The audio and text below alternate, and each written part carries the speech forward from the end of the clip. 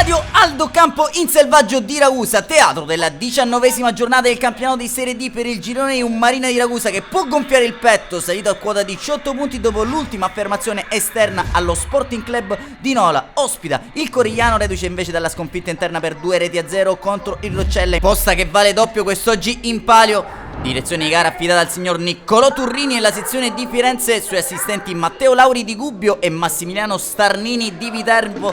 4-4-2 per mister Udro con Pellegrino a difesa dei pali, linea difensiva composta da Pietrangeli, Puglisi, Mancuso e Carnemolla in mediana, Veracchi, Calivà e Mauro con Puzzo ad assistere, le due punte Suma e Mistretta. Possiamo dunque passare a raccontarvi della sintesi di questa sfida grazie alle immagini a cura di Andrea Martorana.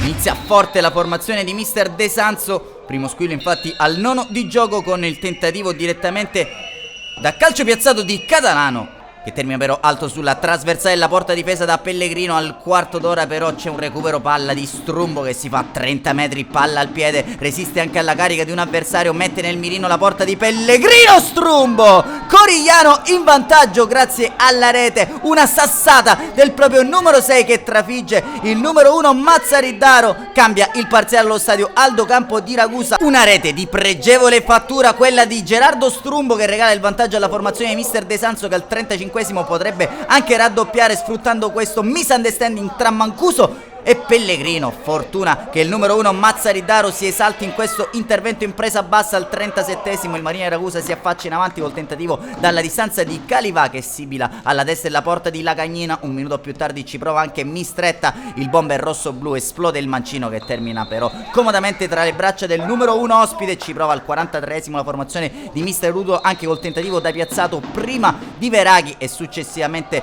con quello di Puglisi che scodella dentro, lamenta un possibile calcio di rigore la formazione locale per questo atterramento in area ai danni di Mancusa. Lascia correre però il direttore di gara Turrini di Firenze, che poco dopo con il suo duplice fischio manderà le squadre negli spogliatoi sul parziale di 0-1. decide sin qui la rete al quarto d'ora di Gerardo Strumbo, prova a correre ai ripari mister Utro, inizia infatti con un doppio cambio la ripresa per il Marina di Ragusa con Baldè che va a rilevare Puzzo e Cervillera che fa tirare il fiato a Carnemolla. Non cambia lo spartito in questo secondo tempo con l'Ol Corigliano che, come nella prima frazione di gioco, aggredisce la partita. Al 52esimo si rende pericoloso col tentativo potente ma non preciso di Nicola Talamo. Continuano i cambi tra le fila di mister Utro con Schisciano in luogo di Mauro nel rettangolo verde e contromossa di mister De Sanzo che getta nella mischia la gamba in luogo invece di Catalano. Al 62esimo ci prova Puglisi sugli sviluppi di un piazzato deviato il suo destro dalla barriera, per poco non sorprende Lagagnina dal corner che ne consegue, palla tagliata di Mistretta nel cuore dell'area di rigore, svetta Pietrangeli